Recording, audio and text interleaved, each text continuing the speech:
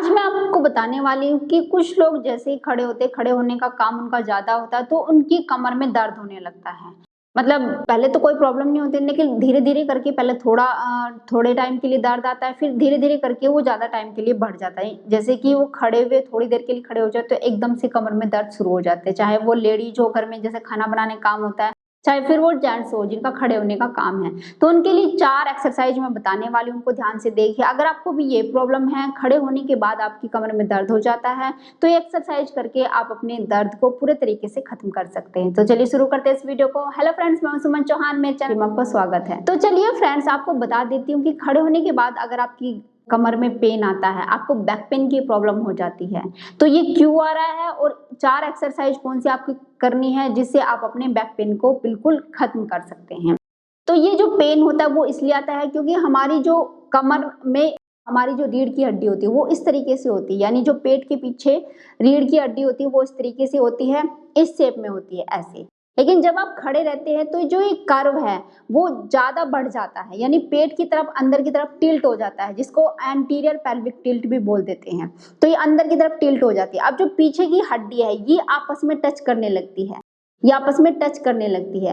पहले तो इस तरीके से होती है, तो जो ये हड्डियां होती है इनके बीच में फ्लूइड रहता है, तो वो टच नहीं कर पाती, यानी मूवमेंट तो हमारी होती रहती है, जैसे हम चलते हैं आगे पीछे घूमते हैं, मूवमेंट होते रहते हैं, लेकिन जो फ्लूइड होता है वो आपस में टकराने नहीं देता। लेकिन अगर हमारा जो पेल्विक है वो अंदर की तरफ टिल्ट हो जाता है और ये हड्डियां आपस में ऐसे टकराने लगती है, तो जब भी हम मूवमेंट करते हैं पीछे आगे या बहुत ज्यादा खड़े होने का काम है, तो ये हड्डियां आपस में रगड़ खाने लगती है। रगड़ खाने की वजह से हमें धीरे धीरे करके पेन आने लगता है और धीरे धीरे करके वो बढ़ता जाता है। तो उस चीज को खत्म करने के लिए कुछ एक्सरसाइज आपको करनी है जिससे आपका बैक पेन पूरे तरीके से चला जाएगा। तो सबसे पहले आपको मैट के ऊपर इस तरीके से बैठ जाना है, आलती पालती मार के बैठ जाना है। सबसे पहले आपको आगे की तरफ इस तरीके से अपने हाथों को बढ़ाते हुए जाना है, आगे की तरफ अपने सर को भी धीरे धीरे झुकाते जाना है ऐसे। जितना आप हाथों को आगे बढ़ा सकते हैं उतना आपको बढ़ाना है, और जहां पे आपको लगता है कि पूरे हाथ आपने बढ़ा दिए आगे की तरफ, इससे ज्यादा आप नहीं बढ़ा सकते, वहां पे आप रुक जाए।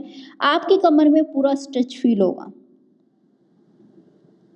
और उसके बाद धीरे से आपको वापस आ जाना है, यानी कि 10 सेकंड के लिए आपको रुकना है इस पोजीशन में, फिर से आपको करना है इस तरीके से, हाथों को बढ़ाते जाना है, धीरे धीरे ही करना है और इस तरीके से 10 सेकंड के लिए रुकना है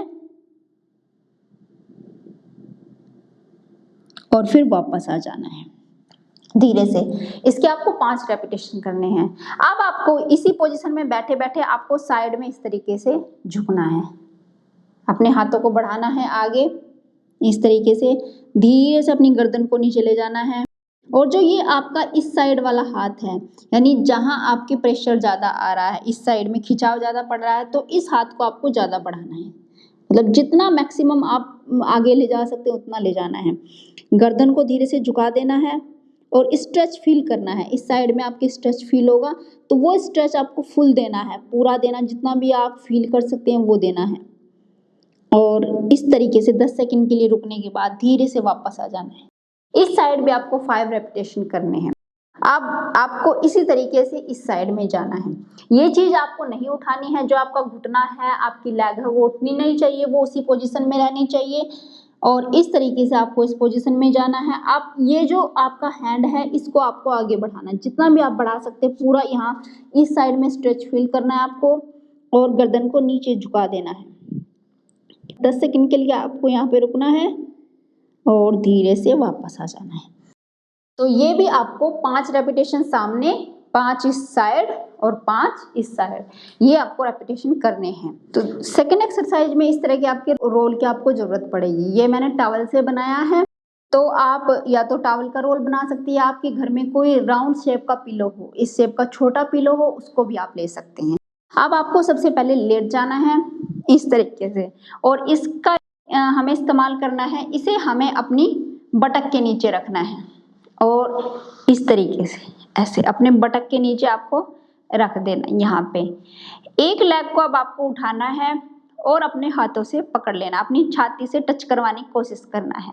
अब जो आपकी दूसरी लेग है उसको आपको फैला लेना है, पूरा फैला देना है, जितना आप फैला सकते हैं। आपकी जो एडी है वो जमीन से टच होनी चाहिए और पूरा स्ट्रेच देना है, मतलब पूरा अपनी लेग को दूसरी लेग को फैला देना है। 10 सेकंड के लिए यहाँ पे होल्ड करके रखना है, धीरे से आपको वापस जाना है।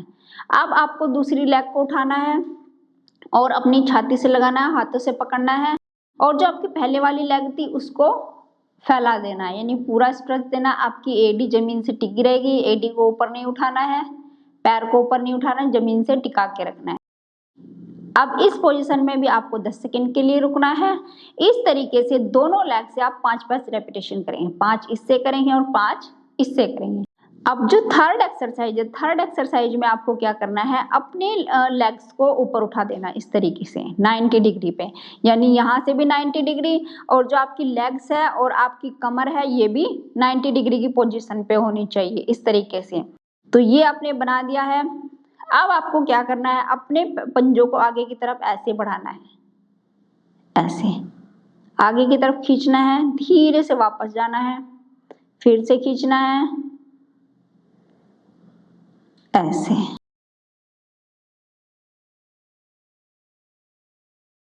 ऐसे खींचना है। कमर को बिल्कुल, आपकी कमर जमीन से बिल्कुल टच करवा के रखना है, ऊपर नहीं उठाना है बिल्कुल भी। इस तरीके से पंजों को आगे की तरफ खींचेंगे और फिर नॉर्मल कर देंगे, धीरे से अपने पैरों को जमीन पे रख लें। अब जो लास्ट एक्सरसाइज है उसमें क्या करना है, आपको अपने एडियो को अपने हाथों से लगाना है, यानी हाथ की जो आपकी मिडिल फिंगर है, ये वाली फिंगर है, तो पहले अपने जो आपके हाथ है पूरे तरीके से आपने फैला लिए, उसके बाद अपने पैरों को, अपनी एडियो को वहां पे रख दे जहां पे आपकी एडी आपकी मिडिल फिंगर को टच करें। इस तरीके से टच करवा दिया। अब आपको क्या करना है, धीरे धीरे अपने हिप्स को उठाना है, इस तरीके से, इस तरीके से उठाना जितना आप उठा सकते हैं और अपने हाथों से इस तरीके से अपने बटक के पीछे ऐसे करना है। उसके बाद वापस रख देना है, धीरे से नीचे लाना है, फिर से उठाना है,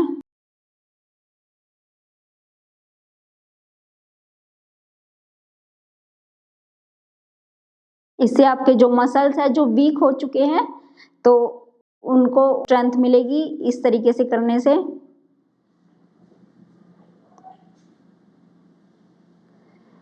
और धीरे से नीचे आ जाना है।